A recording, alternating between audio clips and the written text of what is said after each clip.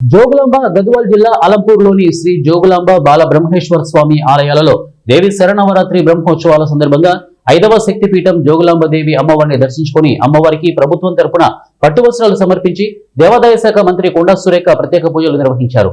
Gadwal సంస్థాన వంశీకులు కృష్ణరాం Bhupal, ZP మాజీ chairperson, Congress party Gadwal నియోజకవర్గ incharge Saritamma పాల్గొన్నారు.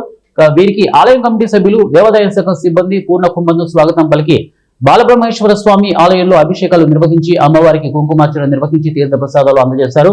ఈ కార్యక్రమంలో కాంగ్రెస్ పార్టీ జిల్లా, తాలూకా, పట్టణ, మండలాల నాయకులు, కార్యకర్తలు ఈ కార్యక్రమంలో పాల్గొన్నారు. మా గద్వాల సంస్థానం నుంచి మాకు చాలా హ్యాపీగా ఉంది. మరి వాళ్ళు ఉంటే వాళ్ళ సొంత ఇల్లులాగా టెంపుల్ని చూసుకునే అవకాశం ఉంటుంది.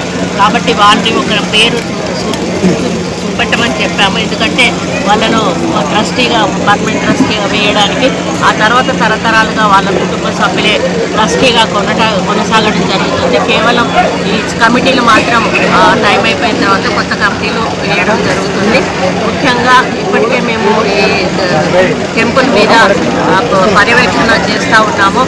ఇప్పటికే మనం అంటే బ్యూటిఫికేషన్ కోసమని ఒక 48 crores మన ప్రపోజల్ పెట్టాము. కానీ 32 33 crores అది ప్లానింగ్కి వెళ్ళింది. అది వచ్చిన తర్వాత ముందు బ్యూటిఫికేషన్ అనేది చేస్తాము.